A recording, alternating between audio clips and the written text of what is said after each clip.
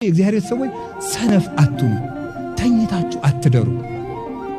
ለጥ ብላችሁ በቃ ምቾታችሁ ጣሉት። አምሽታችሁ አትተኙ። ምቾት ካልጠላችሁ ለቤተ ክርስቲያንም ለራሳችሁም አትሆኑ።